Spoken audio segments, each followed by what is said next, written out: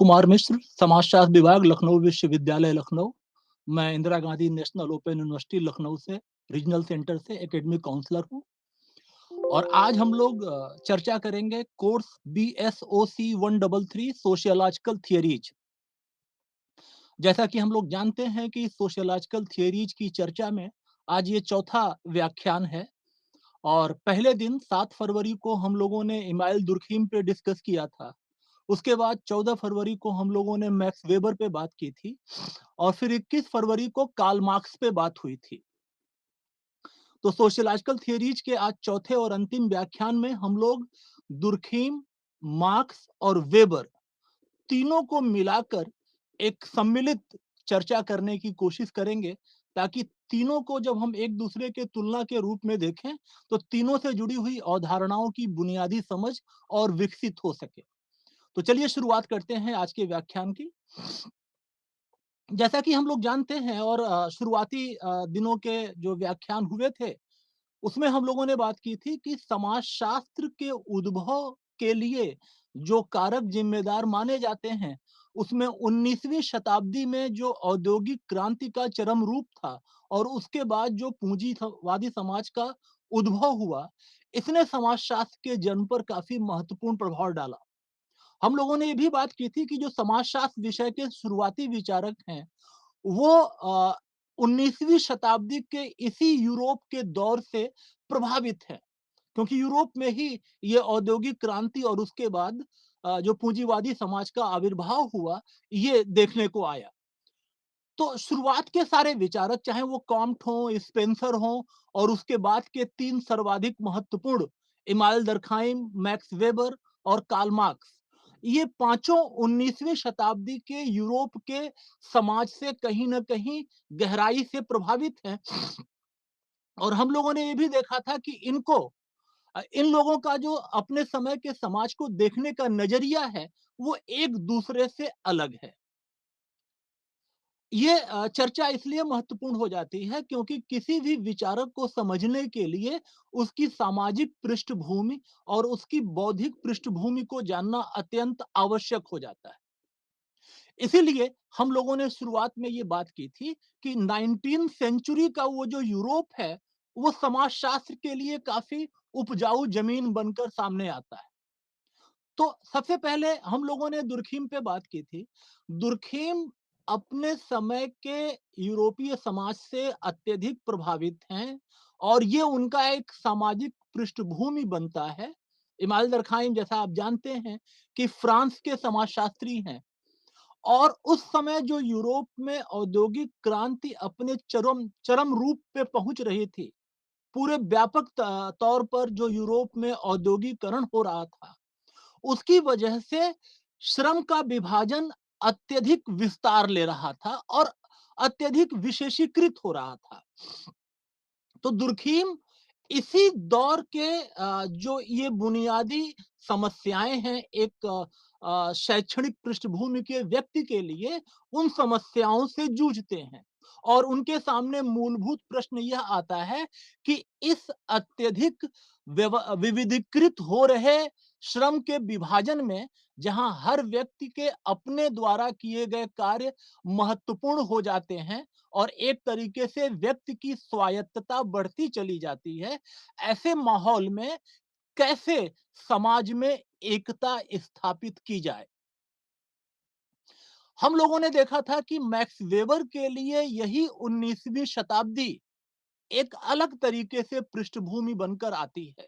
जैसा कि हम लोगों ने बात की थी कि वेबर इस पूरे दौर को तर्क संगतिकरण की प्रक्रिया के विकास के आधार पर देखते हैं। जैसा कि आपने देखा, आपने चर्चा हमारी आपसे जो चर्चा हुई थी, उसमें हमने बात की थी कि 14वीं शताब्दी में जो यूरोप में रेनेसां घटित हुआ, वो एक तार्किक आंदोलन था। रेनेसां की वजह से धर्म सुधार आंदोलन आए, ईसाइयत के भीतर नए पंथ आए जो काफी तार्किक थे अपने पूर्ववर्ती पंथों की तुलना में। और वेबर कहते हैं कि उनकी वजह से पूंजीवाद जैसा एक तार्किक संगठन जन्म लेता है। और फिर वेबर आगे कहते हैं कि इस पूंजीवाद के सफल संचालन के लिए नौकरशाही जैसी एक तार्किक अवधारणा हमारे समक्ष आती है। तो वेबर इस पूरे विस्तार को, यूरोपियन समाज के इस पूरे विस्तार को तर्क संगतीकरण की बढ़ती हुई प्रक्रिया के आधार पर समझने की कोशिश करते हैं। वहीं कार्ल मार्क्स, जो कि इसी दौर में हैं, और उनका मूल रूप से जो अध्ययन क्षेत्र है वो इंग्लैंड की सामाजिक पृष्ठभूमि है, जैसा कि वेबर के लिए जर्मनी है और दर्कहाइम के लिए फ्रांस है, और ये तीनों आपस में एक दूसरे से जुड़े हुए हैं लगभग, और यूरोपीय समाज के महत्वपूर्ण हिस्से हैं।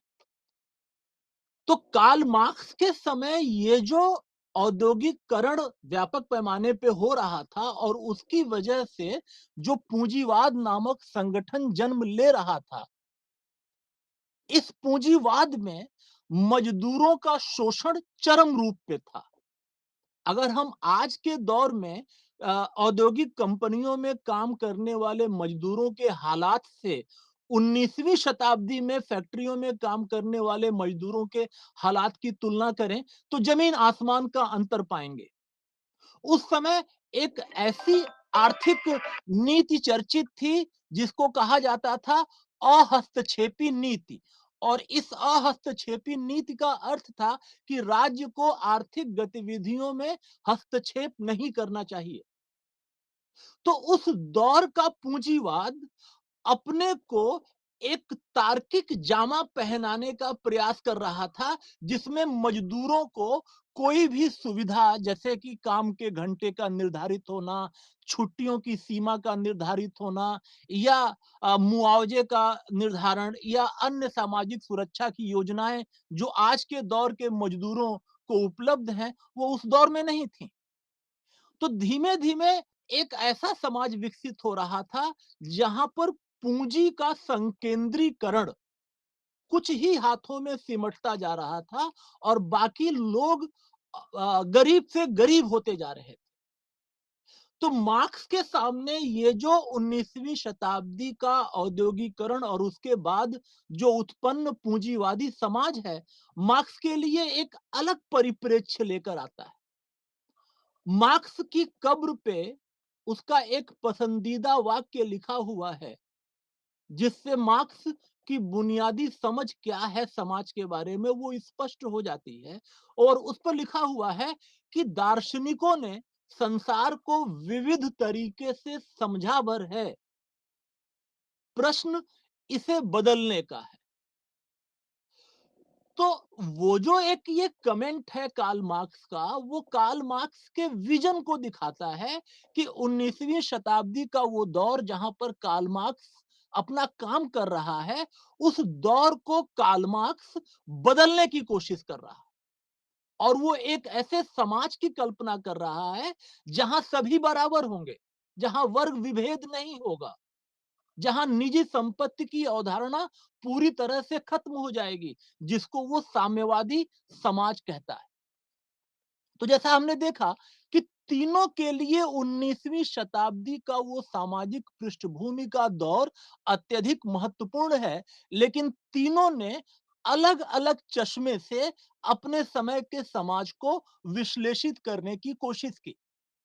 और अब हम इस चर्चा को आगे बढ़ाते हैं और ये देखते हैं कि इन तीनों विचारकों की पद्धति, मेथोडोलॉजी, यानी उन्होंने किस तरीके से समाज को समझने की कोशिश की।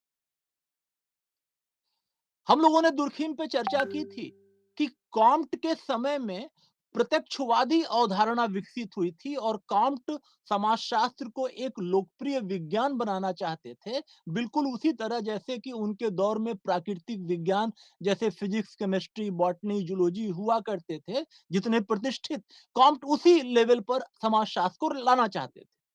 इसीलिए उन्होंने प्राकृतिक विज्ञानों के अध्ययन करने के तरीके प्रत्यक्षवाद को समाजशास्त्रीय अध्ययनों में लागू करने की कोशिश की, और उन्होंने कहा कि हम प्रत्यक्षवादी नजरिए से अध्ययन करते हैं। लेकिन कॉम्ट में उतना स्पष्ट तरीके से प्रत्यक्षवाद दिखाई नहीं देता। वो स्पष्टीकरण उसका दिखता है इमाइल दर्कहाइम में। जैसा कि आपको याद होगा कि इमाइल दर्कहाइम जब सामाजिक तथ्यों के अध्ययन के नियम बनाते हैं, तो उन्होंने 2 प्रमुख नियमों की बात की शुरुआत में, कहा कि सामाजिक तथ्यों को वस्तुओं के रूप में समझना चाहिए और जब शोधकर्ता इन तथ्यों का अध्ययन करना शुरू करे, तो उसे समस्त पूर्व मान्यताओं का निराकरण कर देना चाहिए। तो प्रत्यक्षवादी फ्रेम में अपने अध्ययन करने के तरीके को इन्होंने आगे बढ़ाया और दरखाइम ने प्रकारवादी नजरिया भी प्रस्तुत किया सामाजिक तथ्यों के विश्लेषण में, जब उन्होंने कहा कि किसी भी सामाजिक तथ्य के कारणों और प्रकारों को अलग-अलग करके देखा जाना चाहिए। और हम लोगों ने ये भी देखा था कि जब इमाम दरखाइम सामाजिक तथ्यों के कारणों को जानने की कोशिश करते हैं, तो वो अपने दौर में अन्य विषय जो सामाजिक तथ्यों के अध्ययन को अपने तरीके से समझते हैं, जैसे भूगोल, नैतिकता या प्राकृतिक विज्ञान, अन्य जो विषय वस्तु या अर्थशास्त्र जो सामाजिक तथ्यों को अपने नजरिए से समझने की कोशिश करते हैं, दरखाइम उनकी स्थापनाओं को खारिज करके समाजशास्त्रीय नजरिए से सामाजिक तथ्यों के कारणों को प्रस्तुत करने की कोशिश करते हैं और उनका मानना है कि किसी भी सामाजिक तथ्य का कारण किसी दूसरे सामाजिक तथ्य में ही खोजा जाना चाहिए। हम लोगों ने देखा था कि ये जो बिंदु है, ये एक तरीके से दरखाइम में समाजशास्त्रीय वाद स्थापित करता है। तो 3 महत्वपूर्ण पक्ष हम लोगों ने देखे दुर्खीम में। एक तो प्रत्यक्षवाद, दूसरा समाजशास्त्रीयवाद, यानी समाज शास्त्र के नजरिए से सामाजिक तथ्यों को विश्लेषित करने की कोशिश। जैसा आपने देखा कि श्रम के विभाजन के कारणों को उस दौर में प्रचलित अर्थशास्त्री अपने नजरिए से विश्लेषित करते थे। और जब दरखाइम ने श्रम के विभाजन का अध्ययन किया, तो उन्होंने कहा कि श्रम का विभाजन एक सामाजिक तथ्य है, इसलिए इसे दूसरे सामाजिक तथ्यों के दायरे से ही समझने की कोशिश करनी चाहिए। तो दरखाइम में ये 3 बातें जो मूलभूत बिंदु के रूप में आती हैं और इनके अध्ययन करने के तरीके में जो तुलनात्मक पक्ष दिखता है, खासकर जब आप आत्महत्या के विश्लेषण की बात करते हैं इमाम दरखाइम में, तो आप पाते हैं कि कैथोलिकों में आत्महत्या की दर की तुलना प्रोटेस्टेंट में, विवाहितों में आत्महत्या की दर की तुलना अविवाहितों में आत्महत्या की दर से करें। विवाहितों में भी जो विवाहित बाल बच्चे वाले हैं, उनकी तुलना वे विवाहित परिवार जिनमें बच्चे नहीं हैं और उन दोनों में आत्महत्याओं की दरों का तुलनात्मक एक अध्ययन। तो ये जो नजरिया है, जो कनकॉमिटेंट वेरिएशन की बात करता है, ये कुछ महत्वपूर्ण पक्ष हैं इमाम दरखाइम के अध्ययन करने के तरीके में जाहिर होते हैं। इसके अलावा इमाम दरखाइम में उद्विकासवाद भी दिखता है, जब इमाम दरखाइम बात करते हैं कि यांत्रिक एकता से सावयवी एकता की तरफ, यानी जो पूर्व औद्योगिक समाजों में जो श्रम का विभाजन था वो सरल था और इसलिए जो एकता दिखाई देती है वो यंत्रवत है। और जैसे-जैसे समाज जटिल होता है, औद्योगिकृत होता है, तो श्रम का विभाजन विशेषीकृत होता चला जाता है और इस विशेषीकृत श्रम के विभाजन में जो एकता है, वो सावयवी दिखती है। तो सरलता से जटिलता का विश्लेषण, यानी एक किस्म का उद्विकासवाद का नजरिया जो इमाम दरखाइम में दिखता है। तो उनके अध्ययन करने के विविध पक्ष हैं, जिनके ये 4-5 बिंदुओं की चर्चा मैंने आपके सामने की, जिनके ऊपर विस्तार से रोशनी हम लोग इमाम दरखाइम के डिस्कशन में डाल चुके हैं। अब बात करते हैं मैक्स वेबर के अध्ययन करने के तरीके। हम लोगों ने देखा था पिछली चर्चा में 14 तारीख को जब वेबर पे बात हुई थी, तो हम लोगों ने देखा था कि वेबर के अध्ययन करने के नजरिए और प्रत्यक्षवादी नजरिए में मूलभूत टकराहट है। वेबर कहता है कि सामाजिक क्रियाओं के अध्ययन को बाहर से नहीं समझना चाहिए, जैसा कि प्रत्यक्षवादी विद्वान करते हैं। कोई भी वस्तु जैसी दिखती है उसका उसी रूप में अवलोकन, निरीक्षण और परीक्षण करके निष्कर्षों को देने की बात प्रत्यक्षवाद में होती है। वेबर कहता है, वो जब फस्टेन का मेथड लेकर आता है, कहता है कि किसी भी सामाजिक क्रिया में जो कार्य कर रहे कर्ता हैं, उनके द्वारा प्रयुक्त किए जा रहे अर्थ और उन अर्थों को उद्घाटित करने के तरीके, ये ज्यादा महत्वपूर्ण है और ये ज्यादा स्पष्ट रोशनी डाल सकते हैं सामाजिक क्रियाओं में। हो सकता है सामाजिक क्रियाएं बाहर से जो अर्थ दे रही हों, उस रूप में उसके वास्तविक अर्थ न हो। उसमें भाग ले रहे कर्ता किस रूप में अपनी बातों को रख रहे हैं और कौन से अर्थ प्रस्तुत कर रहे हैं, वो ज्यादा महत्वपूर्ण है। इसके अलावा हम लोगों ने देखा था कि वेबर की मेथोडोलॉजी में 3 अन्य बिंदु हैं, फस्थेन के अलावा।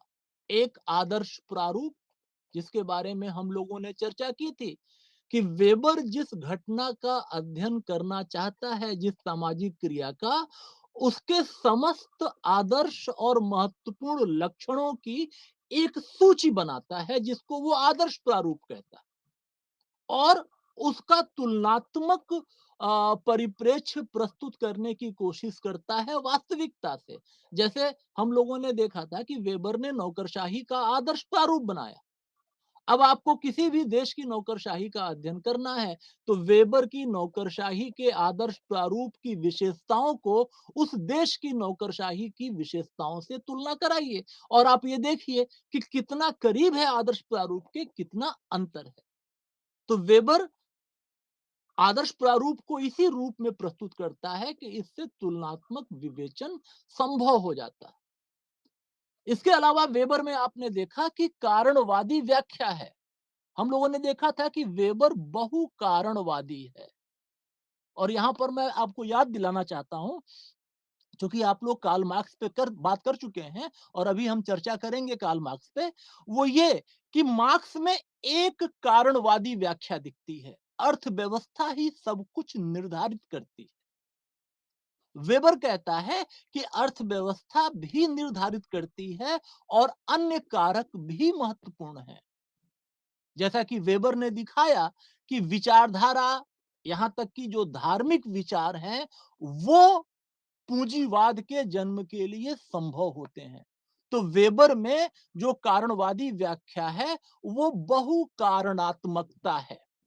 अगर मार्क्स से यहां पर कंपेयर करें, तो मार्क्स में एक कारणात्मकता है। और हम लोगों ने देखा था कि वेबर के ऊपर यह बात कही जाती है कि वेबर ने अपना संपूर्ण जीवन मार्क्स के भूत के साथ लड़ते हुए बिता दिया।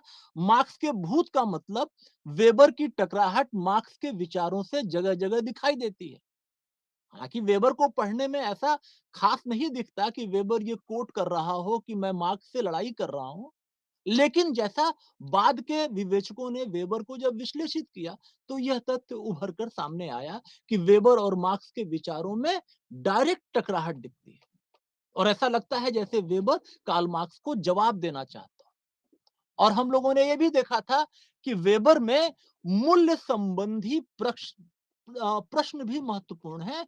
मूल्य निर्धारणात्मकता और मूल्य उन्मुखता। यानी वेबर कहता है कि कोई शोधकर्ता जब किसी सामाजिक क्रिया को अपने अध्ययन की विषय वस्तु के रूप में चुनता है, तो कहीं न कहीं उसके अपने मूल्य प्रभावित करते हैं शोधकर्ता को कि वो उन्हीं सामाजिक क्रियाओं के अध्ययन को चुने। यानी कि हमें अध्ययन की विषय वस्तु का चुनाव करते वक्त हमारे समाज के मूल्य हमें प्रेरित करते हैं। लेकिन वेबर यहां पर सचेत करता है कि किसी भी शोधकर्ता का दायित्व यह नहीं है कि जब वो किसी सामाजिक क्रिया का अध्ययन करे, तो उसके उसके संदर्भ में कोई निर्णय प्रस्तुत करे कि यह घटना अच्छी है अथवा बुरी।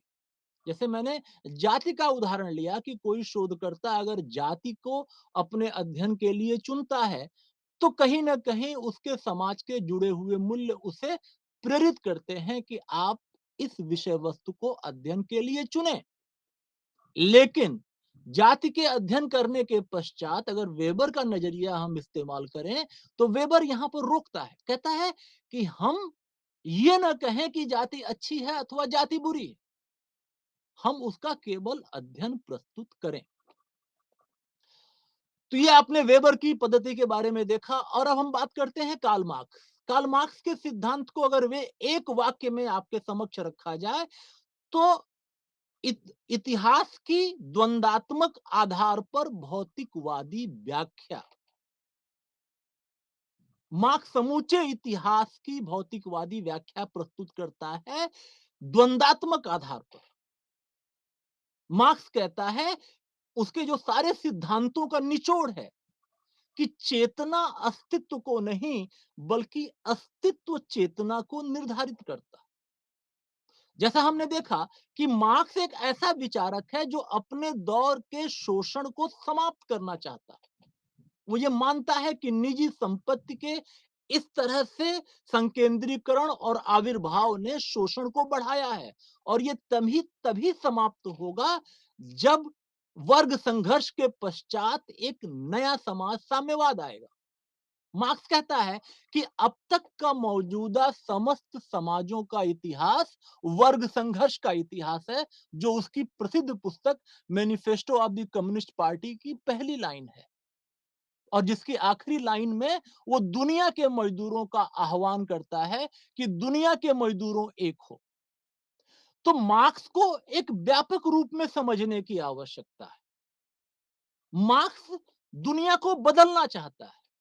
हमने देखा उसके कब्र पे उसका पसंदीदा वाक्य लिखा है, दार्शनिकों ने संसार को विविध तरीके से समझा भर है, प्रश्न इसे बदलने का है।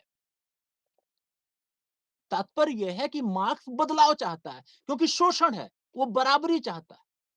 तो जब बदलाव की बात कार्ल मार्क्स ने की, तो उसने देखा कि हीगल जो उसके समय का एक महत्वपूर्ण चर्चित दार्शनिक था, जिसके विचार उसके मार्क्स के दौर के तमाम युवा दार्शनिकों को प्रभावित करते थे।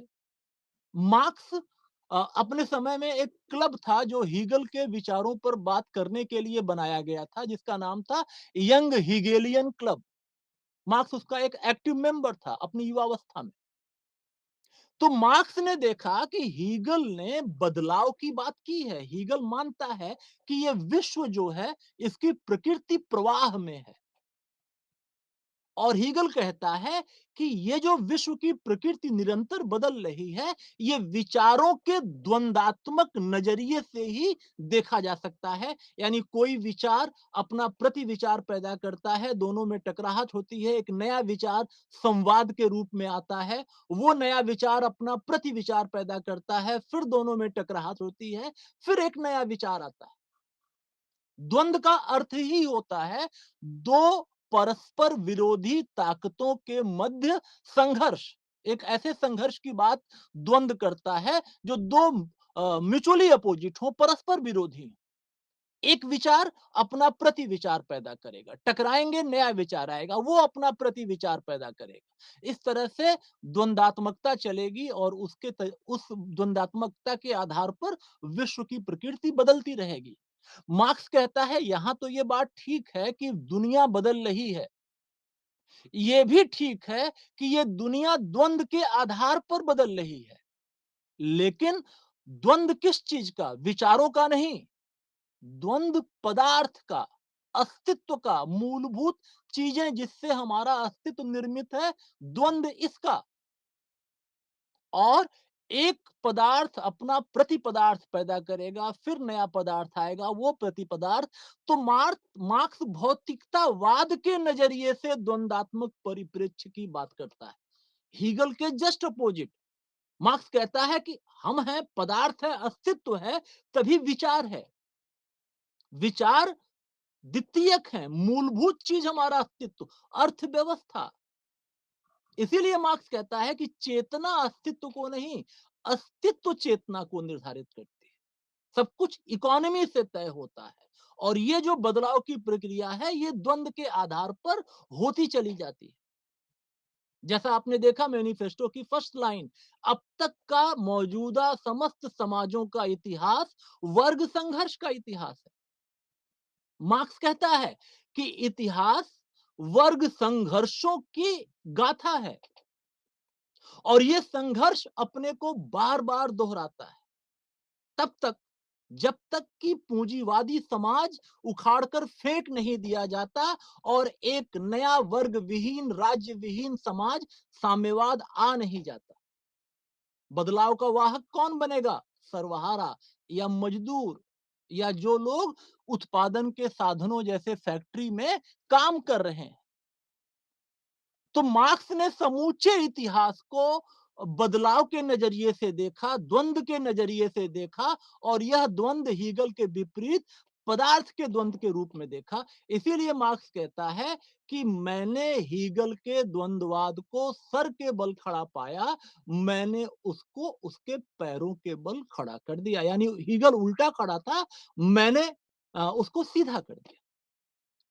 तो ये तो एक नज़रिया आपके सामने मैंने संक्षिप्त रूप में रखने की कोशिश की कि मार्क्स जब किसी चीज़ की किसी समाज का अध्ययन करना चाहता है, तो उसके अध्ययन के नज़रिए में क्या ख़ास बात है। अब हम बात करेंगे इनके कुछ और चर्चाओं को, जैसे समाज के बँटवारे की बात, यानी समाज में जो बँटवारा है, उसको ये तीनों विचारक किस रूप में देखने की कोशिश करते हैं। दुर्खीम श्रम के विभाजन की बात करते हैं। कहते हैं समाज में जो ये डिवीजन है वो एक्चुअली लेबर का डिवीजन है। पूर्व औद्योगिक समाजों में जो श्रम का विभाजन है वो सरल किस्म का है और जैसे-जैसे समाजों में औद्योगिकरण बढ़ता चला जाता है, श्रम का विभाजन अत्यधिक विशेषीकृत होता चला जाता है और समाज में व्यक्ति की स्वायत्तता बढ़ती चली जाती है। तो दरखाइम ये विश्लेषित करने की कोशिश करते हैं कि आने वाले जैसे-जैसे ये बढ़ता चला जाता है, वैसे-वैसे समाज और विशेषीकृत श्रम के विभाजन की तरफ बढ़ता चला जाता है। और आप जानते हैं कि दरखाइम इसीलिए चिंतित थे कि इतना ज़्यादा बँटवारा होता चला जा रहा है, तो फिर इसमें एकता कैसे स्थापित की जाए? जो बाद में उन्होंने सावयवी एकता के रूप में अपनी बात को स्पष्ट किया, जिसके बारे में हम लोग विस्तार से चर्चा दुर्खीम के टॉपिक पर कर चुके हैं। अब अगर कार्ल मार्क्स समाज के बँटवारे को देखता है, उसका क्या नज़रिया है? जैसा देखा हम लोगों ने कि कार्ल मार्क्स में वर्ग विभाजन है, जो बड़ा महत्वपूर्ण है, क्योंकि मार्क्स के लिए वर्ग संघर्ष ही समाज की चालक शक्ति है, इतिहास की चालक शक्ति है। अब तक का मौजूदा समस्त समाजों का इतिहास वर्ग संघर्ष का इतिहास है। यानी समाज में वर्ग हैं। कितने वर्ग? 2 मुख्य प्रभावी वर्ग। एक जो उत्पादन के साधनों का स्वामी है और दूसरा जो उत्पादन के साधनों पर मजदूर के रूप में कार्यरत है। यानी एक उत्पादन के साधनों का मालिक जैसे जमीन, फैक्ट्री ये सब उत्पादन के साधन है और दूसरा उस पर जो काम करने वाला तबका जो मजदूर है। तो मार्क्स समाजों के विकास के क्रम को 5 स्टेज में देखता है कि पहले आदिम साम्यवादी समाज था, वहां वर्ग विभाजन नहीं था। उसके बाद जब दास प्रथा उत्पादन की प्रणाली विकसित हुई, तो दास और मालिकों के बीच 2 किस्म के वर्ग के विभाजन हुए। इसके बाद जो अगला समाज आया, जो सामंतवादी समाज है, वहां पर सामंत और किसानों के रूप में 2 वर्ग विभाजित होते दिखाई देते हैं। और यह विभाजन और स्पष्ट तरीके से खासकर संपत्ति के संकेंद्रीकरण को लेकर और गहरा होता चला जाता है जब औद्योगिक समाज आता है और औद्योगिक समाज में एक वर्ग वो है जो इस नई पूंजी का स्वामित्व रखता है, जो पूंजीपति है या 19 सेंचुरी के दौर के शब्दों में मार्क्स का अगर शब्द इस्तेमाल करें तो जो बुर्जुआ है या जो उत्पादन के साधनों का मालिक है और जो उस पे काम कर रहा दूसरा वर्ग मजदूर है या सर्वहारा जिसको प्रोलेटेरिएट कहता है। तो मार्क्स के लिए ये जो समाज का विभाजन है, ये असल में आर्थिक है, अर्थ के आधार पर, क्योंकि मार्क्स के लिए सब कुछ इकोनॉमिक है, सब कुछ इकोनॉमी ही तय करती है। जैसी अर्थव्यवस्था होगी, बाकी समाज में मौजूद चीजें उसी के अनुरूप अपना आकार ग्रहण कर लेंगी। अगर अर्थव्यवस्था में कोई बदलाव आएगा, तो समाज में बदलाव आ जाएगा। और इसी अर्थव्यवस्था के स्वामित्व और उस पर काम करने को लेकर दो किस्म के वर्ग दिखाई देते हैं। तो मार्क्स में क्लियर कट ये two main dominant class model है। हालांकि मार्क्स चर्चा करता है तो कहता है कि दोनों के मध्य एक वर्ग है जो पेटी बुर्जुआ है। पेटी बुर्जुआ जो छोटे मोटे दुकानदार, मार्क्स इनको विश्लेषित करता है और कहता है कि ये वो लोग हैं जो अपनी पूंजी के मालिक भी हैं और अपनी पूंजी पर मजदूरी भी करते हैं। आप किसी दुकान में गए, आपने सामान मांगा, दुकान का मालिक दुकानदार ही वो सामान उठा के आपको देगा। आपने उसे पैसा दिया, उन्होंने पैसा काट के आपको दे दिया। खुद ही मालिक भी है, खुद ही मजदूर भी है। पेटी बुर्जुआ। मार्क्स के लिए ये पेटी बुर्जुआ महत्वपूर्ण नहीं, महत्वपूर्ण दो ही वर्ग हैं। बुर्जुआ यानी जो मालिक है, मजदूर यानी सर्वहारा। तो ये जो पेटी बुर्जुआ की चर्चा है, मार्क्स कहता है कि ये संक्रमणशील अवस्था में होता है। यानी वर्ग संघर्ष जब होगा बुर्जुआ और सर्वहारा के बीच, जिसके बाद फाइनली साम्यवाद आएगा, तो वर्ग संघर्ष की प्रक्रिया में पेटी बुर्जुआ अपना स्थान ग्रहण करेगा। यदि उसको लगेगा उसके हित बुर्जुआ के साथ ज्यादा करीब है, तो वो उधर चला जाएगा। अगर लगेगा सर्वहारा के ज्यादा करीब है, तो वो इधर चला आएगा। उसकी अपनी कोई स्वतंत्र भूमिका वर्ग संघर्ष में नहीं होगी। और मार्क्स के लिए चूंकि वर्ग संघर्ष अनिवार्य है, अवश्यंभावी है, और उसी के माध्यम से बदलाव होगा, इसीलिए मार्क्स वर्ग विश्लेषण में उन्हीं वर्गों को प्रमुख रूप से रखता है सामने चर्चा के लिए, जो वर्ग संघर्ष में प्रमुख स्थान रखते हैं। पेटी बुर्जुआ तो अपनी चर्चा को बढ़ाने के लिए कहता है।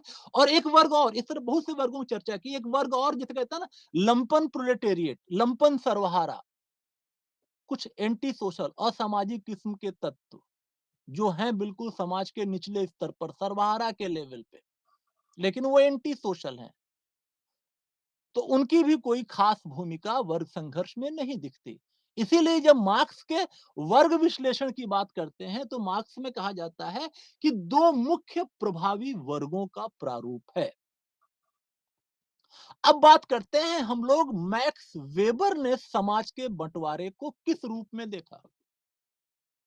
जैसा कि वेबर के पद्धति शास्त्र के विश्लेषण में हम लोगों ने देखा कि वेबर मार्क्स के विपरीत बहु कारणवादी है। मार्क्स एक कारणवादी है। जैसे अभी आपने देखा कि मार्क्स कहता है कि समाज में जो वर्ग विभाजन है, वो वस्तुतः अर्थव्यवस्था के आधार पर, एक उसका मालिक है इकोनॉमी का, एक उसका मजदूर है, उस पर काम करने वाला व्यक्ति जो मजदूर है।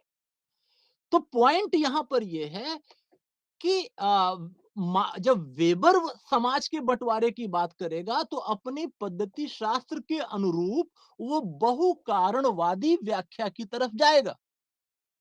वेबर ने कहा कि समाज में तीन तरह से बंटवारा होता है। एक वर्ग जो मूल रूप में आर्थिक विभाजन है, जैसा कि कार्ल मार्क्स भी कहता है कि वर्ग है और वो आर्थिक विभाजन है। वेबर भी कहीं ना कहीं स्वीकार करता है कि समाज में वर्ग हैं, और वर्ग जो है अर्थव्यवस्था के आधार पर विभाजित है।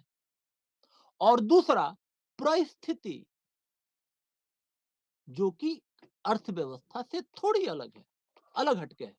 और तीसरा पार्टी या शक्ति, दल या शक्ति।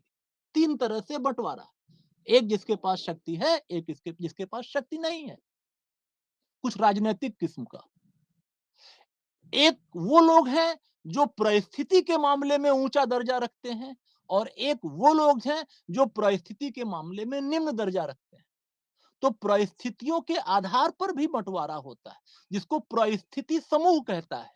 कहता है एक परिस्थिति समूह में एक जैसे सामाजिक सम्मान की मात्रा रखने वाले लोग होते हैं, और परिस्थिति समूहों के आधार पर समाज में नीचे और ऊंचे का भी बंटवारा होता है। शक्ति के और दल के आधार पर भी होता है, और अर्थव्यवस्था के आधार पर तो होता ही है। बहु कारणात्मकता, कई कारण है समाज के विभाजन के लिए। मार्क्स के विपरीत, मार्क्स में एक कारण है। अब जब वेबर कहता है वर्ग, तो वर्ग वेबर के लिए क्या है? वेबर कहता है किसी व्यक्ति की वर्ग स्थिति वास्तव में उसकी बाजार स्थिति है, और जितने लोग एक जैसे बाजार की स्थिति के धारक होते हैं, उनके जीवन अवसर एक जैसे होते हैं। तो मूलतः किस रूप में? मार्केट कंडीशन में। हमें गर्मी लग रही है, गर्मी को दूर करना है। हमारे हमारे मार्केट में सिचुएशन क्या है, उसके आधार पर हमारे जीवन के अवसर दिखेंगे। ज्यादा पैसा है, हम एसी लगा सकते हैं, एसी का बिल अफोर्ड कर सकते हैं। थोड़ा कम पैसा है, कूलर रख लेंगे। थोड़ा कम पैसा है, फैन से काम चलाएंगे। थोड़ा और कम पैसा है तो दूसरे विकल्प खोजेंगे। यानी बाजार स्थिति ही हमारे वर्ग की स्थिति को दर्शाती है। वेबर ने वर्गों के विभाजन में 4 किस्म के वर्ग बताए। पहला, जो संपत्ति युक्त उच्च वर्ग है, जिसके पास संपत्ति है सबसे ऊपर। उसके बाद श्वेत वसन कामगार वर्ग, जिसके पास संपत्ति नहीं है लेकिन श्वेत वसन, यानी जो ये फैक्ट्रियों में काम करने वाले मैनेजरियल क्लास के लोग हैं, या इस स्तर के लोग। तीसरा, जो मार्क्स कहता है खुद पेटी बुर्जुआ, वो वेबर भी इस्तेमाल करता है कि तीसरा है पेटी बुर्जुआ। और चौथा है हाथ से काम करने वाले वर्ग, कामगार वर्ग। अब यहां पर एक चीज और समझनी होगी। मार्क्स में जो वर्ग विभाजन की चर्चा है, वो सोदेश्यपूर्ण है। स्वदेश्यपूर्ण क्यों? क्योंकि वो वर्ग के विभाजन को एक खास उद्देश्य से बताता है कि ये जो वर्गों का विभाजन है, ये धीरे धीरे धीरे धीरे अपने अपने वर्गों में पोलराइज होगा, क्योंकि ये संपत्ति के संकेंद्रीकरण और उसके खिलाफ उत्पन्न प्रतिक्रियाएं हैं। ये शोषण को दूर करने की कोशिश है, और ये वर्ग इस रूप में पोलराइज होंगे, ध्रुवीकृत होंगे, कि कालांतर में वर्ग संघर्ष होगा और नया समाज आएगा। लेकिन वेबेरियन जो प्रारूप है वर्गों के विश्लेषण का, वो वर्ग संघर्ष के लिए नहीं, चर्चा के लिए। तो जैसा आपने देखा कि वेबर में समाज का बंटवारे का जो तरीका है वो अलग है। अब हम बात करते हैं, अगर धर्म के विश्लेषण की बात करें। एक शब्द है, जैसे हम लोग धर्म का अर्थ जानते हैं अलौकिक ताकतों के अस्तित्व में विश्वास, और एक शब्द है धर्मनिरपेक्षता, यानी धार्मिक व्याख्याओं से दूर हो जाना। जैसे बादल गरजा, बिजली कड़की, शुरुआत में लोगों ने माना कि ये दैवीय इच्छा है। धीमे धीमे जब उसके वैज्ञानिक कारण स्पष्ट हुए, तो हमने कहा भाई, इन कारकों से बादल के गरजने या बिजली के कड़कने की बातें आती हैं। तो धार्मिक व्याख्याओं से दूर हो जाना, जब हम धार्मिक व्याख्याओं से दूर होंगे, तो हमें कोई सहारा ढूंढना पड़ेगा जिसके आधार पर हम धार्मिक व्याख्याओं से दूर होंगे। वो सहारा देता है विज्ञान। इसीलिए कहा जाता है कि धर्मनिरपेक्षता वस्तुतः एक प्रस्थान है, विश्व की धार्मिक समझ से विश्व की वैज्ञानिक समझ तक। धार्मिक विचारों से, धार्मिक व्याख्याओं से हम अपने को दूर करते चले जाते हैं। ये धर्मनिरपेक्षता है। अब आते हैं तीनों के धार्मिक विचारों के विश्लेषण पे। देखिए, मार्क्स तो बहुत स्पष्ट तरीके से धर्मनिरपेक्ष नजर आता है, क्योंकि वो धर्म को जनता की अफीम मानता है। मार्क्स ने धर्म का विश्लेषण किया है, विस्तार से किया है। मार्क्स कहता है कि धर्म दमित प्राणियों की आह है, हृदयहीन संसार की संवेदना है, आत्माहीन दशाओं की आत्मा है, धर्म जनता की अफीम है, अंत में कहता है। लेकिन धर्म की भूमिका को स्वीकारता है, ईसाइयत की ओरिजिन की स्टडी करता है कि कैसे जो उस दौर में सताए हुए दुखियारे लोग थे, उनको सहारा मिला धर्म के विचारों के माध्यम से। लेकिन कालांतर में कुछ ऐसी संस्थागत प्रवृत्तियां जन्म लेती हैं, जिससे धर्म लोगों को बदलाव के रास्ते से दूर ले जाता है। हम लोगों ने देखा कि मार्क्स का मूलभूत जो जोर है, वो समाज को बदलने पर। तो वो हर उस चीज के खिलाफ होगा जो समाज में बदलाव को रोकेगा। अब मार्क्स कहता है कि शोषण को धर्म का सहारा मिल जाता है। गरीब अपने को गरीब मानता है और अपने गरीबी या मजदूर अपनी हालत को बदलने की कोशिश इसलिए नहीं करता क्योंकि धार्मिक विचार ये सहारा दे देते हैं कि गरीबी अमीरी ये भगवान की देन है। तो मार्क्स इस रूप में धर्म को मानता है कि ये अफीम का काम करती है, लोगों को अपने दर्द को भुला देती है। और जब लोग अपने दर्द को भूल जाएंगे तो जाहिर सी बात है कि वो बदलाव के बारे में नहीं सोचेंगे। तो यानी धर्म को तो पूरी तरह से खारिज कर देना अपने आप में धर्मनिरपेक्षता है। वेबर पे आते हैं। वेबर का धर्म के अलौकिक पक्ष से कोई लेना देना नहीं। वेबर धर्म को इस रूप में विश्लेषित करने की कोशिश ही नहीं करता कि उसका अलौकिक पक्ष क्या है। वेबर सिंपली ये देखना चाहता है कि कैसे धार्मिक विचार अर्थव्यवस्था के जन्म के लिए, अर्थव्यवस्था के विकास के लिए, पूंजीवादी अर्थव्यवस्था के विकास के लिए सहायक होते हैं। और कहीं ना कहीं प्रकारांतर से वो कार्ल मार्क्स को जवाब देना चाहता है। वेबर ने कहा कि इकोनॉमी महत्वपूर्ण है बदलाव के लिए। मार्क्स के लिए सब कुछ अर्थव्यवस्था है। विचार, धर्म, शिक्षा, राज्य, ये सब इकोनॉमी के नेचर से तय होगा। वेबर कहता है कि भाई अगर केवल इकोनॉमी नहीं होगी, विचार भी बदलेंगे समाज को। धार्मिक विचार भी समाज को बदलते हैं। और वेबर यहां तक कहता है कि जो धार्मिक विचार हैं वो अर्थव्यवस्था तक को बदल देते हैं।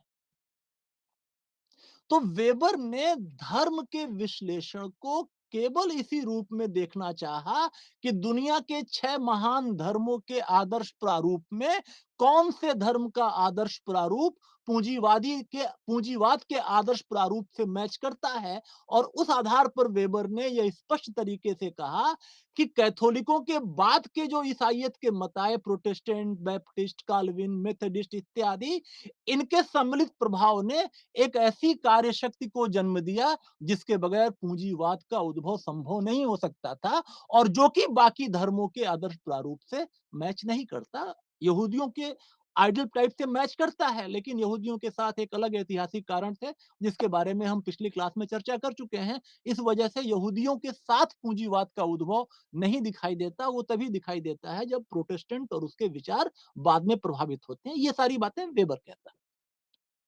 तो आपने देखा कि वेबर में भी धर्मनिरपेक्षता है धर्म के विश्लेषण पर, क्योंकि वेबर का अलौकिक पक्षों से कोई लेना देना नहीं। ईश्वर क्या है, ईश्वरीय विधान क्या है, ईश्वरीय इच्छाएं क्या है, बल्कि वेबर तो काल्विन के एक विचार को कोट करता है और कहता है, जिसको जिसको नोशन ऑफ कॉलिंग या ईश्वरीय आह्वान कहा गया। काल्विन में कहा गया कि सभी कार्य महत्वपूर्ण हैं, पवित्र हैं, और केवल ये कार्य नहीं है, ये भगवान द्वारा भेजे गए संदेश हैं। तो कोई भी कार्य जो आपको आवंटित हुआ है वो असल में भगवान की इच्छा है और उसको दक्षता और कुशलता पूर्वक कीजिए। ये दुनिया संसार ये भगवान ने बनाया अपने आनंद के लिए। आपकी नीयत क्या है नहीं पता। कोई पुजारी आपकी नीयत को नहीं बता सकता। आप केवल एक काम कर सकते हैं, काम कर सकते हैं और काम करके भगवान की बनाई दुनिया का विस्तार कर सकते हैं। कैसे वेबर धर्म के विश्लेषण में अपने को अलौकिक पक्षों से दूर रखे हुए, ये बड़ा महत्वपूर्ण है। दुर्खीम की बात करते हैं, इस नजरिए में देखें दुर्खीम क्या कहता है। अगर हम इन दोनों से कंपेयर करें तो दुर्खीम धर्म के विश्लेषण में ज्यादा खतरा उठाता है। ज्यादा खतरे से मेरा अर्थ यह है कि दरखाइम धर्म की उत्पत्ति की बात करता है। और धर्म की जब उत्पत्ति की आप बात करेंगे तो जाहिर सी बात है कि उसके अलौकिक पक्षों की चर्चा होगी ही होगी। और जैसे ही अलौकिक पक्षों की चर्चा होगी तो आप धर्मनिरपेक्ष नहीं रह जाएंगे, क्योंकि फिर आप धार्मिक विचारों की बात करेंगे। अगर हम धर्मनिरपेक्षता और धार्मिक विचारों की तुलना कराएं तो अब दरखाइम क्या कहता है। दरखाइम कहता है समाज ही ईश्वर है। ईश्वर और कुछ नहीं है, मनुष्य की बनाई प्रतिकृति है। अरुंटा ट्राइब की स्टडी में जब उसने पाया लोग चुरिंगा को अपना टोटम मानते हैं, तो वहीं से दरखाइम के दिमाग में ये बात उभरी कि असल में ईश्वर मनुष्य द्वारा बनाई गई एक कृति है। समाज ही ईश्वर है। समाज के सामूहिक विचार ही इकट्ठा होकर धर्म का स्वरूप लेते हैं। अब आप देखें दरखाइम धर्म की उत्पत्ति की चर्चा करते हुए धर्म को समाज के स्तर पे ले आता है, ईश्वर का मानवीयकरण करता है। यानी दरखाइम ज्यादा खतरा मोल लेता है धर्म के अलौकिक पक्षों के विश्लेषण की बात करने में, उन दोनों की तुलना में। और उसके बाद भी दरखाइम स्पष्ट रूप से धर्म को समाज के स्तर से जोड़ता है और कहता है ईश्वर और कुछ नहीं है, समाज की बनाई हुई एक प्रतिकृति। तो ये एक संक्षिप्त विवेचन तीनों के धार्मिक विचारों के मामले में। अगर हम तीनों विचारकों की तुलना करते चलें तो आप देखेंगे तीनों में ऐतिहासिक विश्लेषण है। कैसे? दरखाइम कहता है कि पूर्व औद्योगिक समाज, जो एग्रेरियन या खेतीहर समाज, वहां पे श्रम का विभाजन। औद्योगिक समाज, वहां पर श्रम का विभाजन। तो दो इतिहास के दो अलग अलग बिंदुओं की तुलना कैसे ऐतिहासिक विश्लेषण दरखाइम में प्रवेश करता है। वेबर में देखिए, तो वेबर तो पूरा पूरा पूरे विश्व के विकास को तर्क संगतिकरण की प्रक्रिया के आधार पर समझता है। कैसे 14वीं 15वीं शताब्दी में एक तार्किक आंदोलन रेनेसां जन्म लेता है और रेनेसां के प्रभाव में कैसे धर्म सुधार आंदोलन जैसे तार्किक चीजें जन्मी हैं और उनकी वजह से जो नए मत आए, उन मतों ने एक कार्यशक्ति को जन्म दिया जिसने पूंजीवाद जैसे तार्किक संगठन को जन्म दिया और पूंजीवाद को बढ़ाने के लिए नौकरशाही जैसे तार्किक संगठन सामने आते हैं। तो वेबर में पूरा पूरा ऐतिहासिक विश्लेषण विश्लेषण है। और कार्ल मार्क्स तो कहता ही है, अब तक का मौजूदा समस्त इतिहास, समाजों का इतिहास वर्ग संघर्ष का इतिहास। समूचे इतिहास के कालखंड को वो 5 अलग अलग उत्पादन की प्रणालियों में बांटता है। आदिम साम्यवादी समाज, दास उत्पादन की प्रणाली, सामंतवादी उत्पादन की प्रणाली, पूंजीवादी उत्पादन की प्रणाली और जो समाजवादी साम्यवादी उत्पादन की प्रणाली कालांतर में आएगी, जो वर्ग संघर्ष के बाद आएगी, जहां सब बराबर होगा। बड़े आराम से आप देख सकते हैं कि ऐतिहासिक विश्लेषण तीनों महत्वपूर्ण विचारकों में स्पष्टतया दिखाई देता है। अब हम तीनों को चूंकि एक साथ देखना चाह रहे हैं ताकि जो भी कंफ्यूजन रह गए हैं वो स्पष्ट हो जाएं और एक तरीके से तीनों सबसे महत्वपूर्ण समाजशास्त्रीय विचारक, उनकी अवधारणाएं और स्पष्ट रूप से आपके सामने आ सके। अगर हम भविष्य को लेकर तीनों का क्या विजन है, क्या दृष्टिकोण है, इस पे आए तो दुर्खीम स्पष्टतया आशावादी नजर आता है, क्योंकि वो तो बढ़ती हुई एकता के रूप में देखना चाहता है ना। उसका तो मूलभूत प्रश्न ही एकता है। उसी को लेकर तो दुर्खीम ने विश्लेषण करना शुरू किया, जो उसकी पहली बुक है division of labour in society, जो मूलतः उसका शोध प्रबंध है, यांत्रिक एकता और वो बढ़ती हुई सावयी एकता की तरफ परिलक्षित होती है। हालांकि दरखाइम कहता है कि अगर श्रम का विभाजन अत्यधिक हो जाएगा, आवश्यकता से अधिक होगा और असामान्य हो जाएगा, फिर वो एकता नहीं लाएगा, फिर वो एनामी लाएगा। लेकिन वो अपवाद स्वरूप चीजें हैं। श्रम का विभाजन समाज इस ढंग से करेगा ही जिससे एकता स्थापित हो। तो एक आशावाद है दरखाइम। अब अगर हम मार्क्स को देखें तो मार्क्स तो स्पष्ट रूप में आशावादी है। वो तो कहता है कि जो अब तक का ये सारा समाज है, ये वर्ग संघर्ष का इतिहास क्यों है? क्योंकि वर्ग संघर्ष तभी होगा जब निजी संपत्ति को लेकर स्वामित्व और मजदूरी की बात आएगी और वहीं शोषण जन्म लेगा। और शोषण होगा तो फिर टकराहट स्वाभाविक है। और फिर एक वर्ग दूसरे से उसका काउंटर, फिर टकराहट, फिर नया वर्ग, फिर टकराहट और इस तरीके से समाज में बदलाव होते चले जाएंगे। फाइनली जब साम्यवाद आएगा, जहां पर निजी संपत्ति की कोई जगह नहीं होगी, सब लोग अपनी आवश्यकता अनुसार समाज से प्राप्त करेंगे और सब लोग अपनी क्षमता अनुसार समाज के लिए कार्य करेंगे, ये वास्तविक साम्यवाद है। तो मार्क्स कहता है कि अब तक का जो शोषणवादी इतिहास है वो समाप्त हो जाएगा और वास्तविक मानवीय इतिहास शुरू होगा। जब सभी लोग बराबर हो जाएं, तो भविष्य को लेकर एक स्पष्ट आशावाद नजर आता है कार्ल मार्क्स में। अब अगर हम वेबर की बात करें, तो आप देखें कि वेबर समाजों के इस पूरे विश्व के विकास को तर्क संगतिकरण की प्रक्रिया के बढ़ते हुए विकास के क्रम में समझने की कोशिश करता है।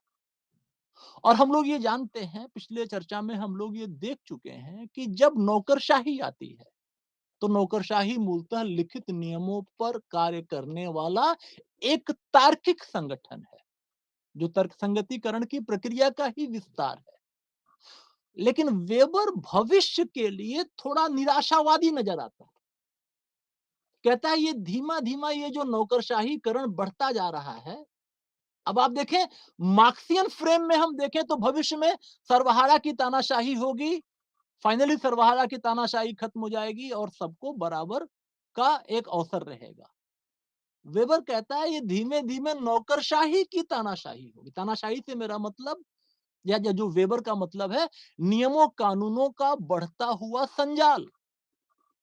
ये जो बढ़ता हुआ संजाल है नियमों कानूनों का, ये दैनिक जीवन के तमाम भावनात्मक पक्षों की एक तरीके से हत्या कर देगा, क्योंकि हम मनुष्य के रूप में भावनाओं की अनदेखी नहीं कर सकते। लेकिन अगर हर चीज नियमों कानूनों के दायरे से ही होती चली जाएगी, तो डेली लाइफ, फैमिली लाइफ, सारे मानवीय संबंध धीमे धीमे नियमों कानूनों के अधीन होते जाएंगे। जिसके बारे में वेबर कहता है कि अंततः मानव मनुष्य अपने ही बनाए लोहे के पिंजड़े में कैद हो जाएगा। यहां जो लोहे का पिंजड़ा है, ये नियमों कानूनों का बढ़ता हुआ संजाल है। असल में हम अपने ही बनाए नियमों कानूनों के दायरे में अपने को कैद कर लेंगे। तो वेबर कहीं ना कहीं अगर इन दोनों से कंपेयर करें, तो वेबर भविष्य को लेकर कुछ हद तक निराशावादी नजर आता है। और अब एक और महत्वपूर्ण चर्चा, जिसके बाद हम लोग आज की चर्चा को खत्म करेंगे, वो ये है कि इन तीनों का समाजशास्त्र को क्या योगदान है। ये बड़ा महत्वपूर्ण है। इन तीनों ने जो अध्ययन किया, वो अपने आप में समाजशास्त्र की शुरुआती दशा और दिशा को तो निर्धारित करता ही है। आज का समाजशास्त्रीय विकास भी इन तीनों विचारकों के योगदानों के बगैर संभव नहीं हो सकता था। एक तरीके से ये तीनों लोग नींव के पत्थर हैं। अगर हम दुर्खीम को देखें, तो प्रत्यक्षवाद का प्रयोग प्रकार्यवादी नजरिए से देखने का तरीका, दरखाइम के बाद मेलिनोस्की आए, रेडक्लिफ ब्राउन आए, पार्सन्स आए, मर्टन आए। ये सब प्रकारवादी हैं जो पूरी तरह से दरखाइम की परंपरा का अनुसरण करते हैं। उसके बाद नौ प्रकारवाद आया, वो भी इनकी परंपरा को अनुसरण करते हुए उसमें कुछ संशोधन करता है। तो न्यू में दरखाइम है। आज भी तमाम अध्ययन ऐसे होते हैं जिन पे प्रकारवादी नजरिए की छाप होती है, जिसके फाउंडिंग फादर या जन्मदाता दरखाइम माने जाते हैं। और दरखाइम में जो समाजशास्त्रीयवाद है, देखिए दरखाइम शुरुआती दिनों की चुनौती का सामना कर रहा है। बड़ा महत्वपूर्ण है, समझने की बात है। जिन दिनों समाजशास्त्र विकसित हो रहा था, उन दिनों दूसरे विषय प्रतिष्ठा प्राप्त कर चुके थे लोगों की निगाहों में। तो बहुत सी ऐसी चीजें जो समाजशास्त्र के अध्ययन की विषय वस्तु थी, वो दूसरे विषय अपने नजरिए से देख रहे थे। जैसे धर्म, आपने देखा पिछली क्लास में दरखाइम पे नैतिकता के शास्त्र के लोग, प्राकृतिक विज्ञान के लोग, भूगोल के लोग अपने अपने नजरिए से उसकी उत्पत्ति की बात करते थे। आत्महत्या पूरी तरह से मनोवैज्ञानिक विषय की विषय वस्तु है। तो दरखाइम में सबसे पहला वो व्यक्ति है जो स्पष्ट चुनौती स्वीकार करता है और एक समाजशास्त्रीय अध्ययन करने के तरीके को विकसित करता है। और जब वो जोर देता है कि सामाजिक तथ्यों के संदर्भ में ही समझना चाहिए, तो ये जो समाजशास्त्री वाद है, ये भी आने वाले दिनों के लिए काफी महत्वपूर्ण तथ्य बन जाता है। वेबर वेबर जिसका फस्थेन और आइडियल टाइप काफी चर्चित रहा, और फर्स्टेन के ही प्रभाव में वेबर में समाजशास्त्र की एक नई परंपरा आई जिसको व्याख्यात्मक समाजशास्त्र कहा गया, इंटरप्रिटेटिव सोशियोलॉजी। वेबर के बाद फेनोमेनोलॉजी घटनाक्रम विज्ञान आया, अल्फ्रेड शूड, बर्जर और लकमैन। उसके बाद लोक विधि विज्ञान जैसे चर्चित धारणाएं आई जिसमें गारफिंकल, गॉफमैन और उसके बाद तमाम लोग।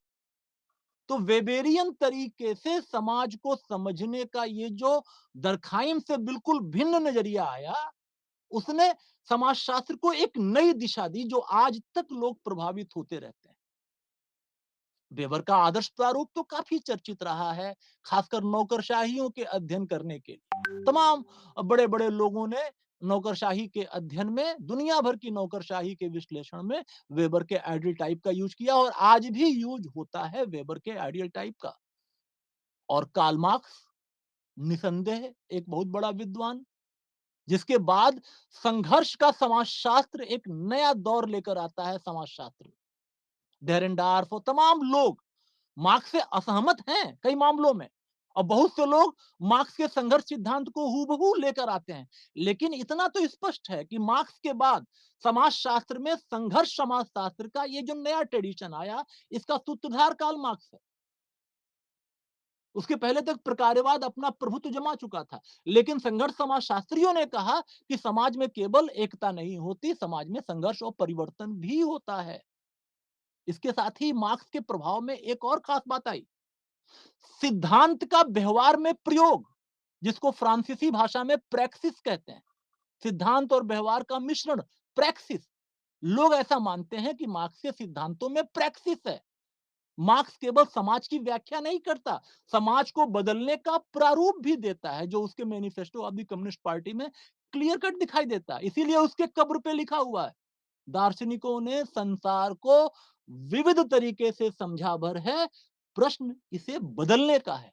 तो ये जो बदलाव का समाजशास्त्र आया, यानी ज्ञान का प्रयोग समाज के उत्थान के लिए, इसने समाजशास्त्र को ही नहीं प्रभावित किया, इवन बहुत सी साहित्यिक धाराएं भी इससे प्रभावित हुई।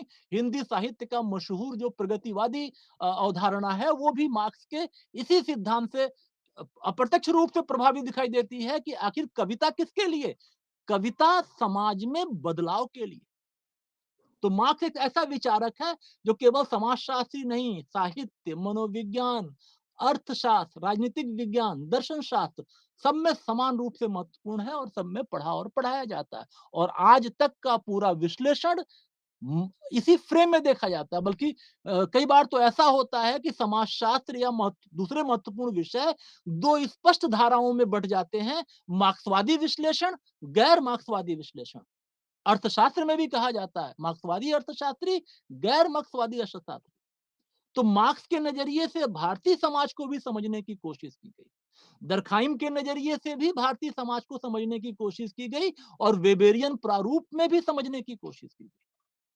बहुत से भारत में प्रमुख अध्ययन हुए जो प्रकारवादी अध्ययन कहे जाते हैं, जिसमें जिसमें दरखाइम जो सूत्रधार हैं पूरे समाजशास्त्र में प्रकारवाद के।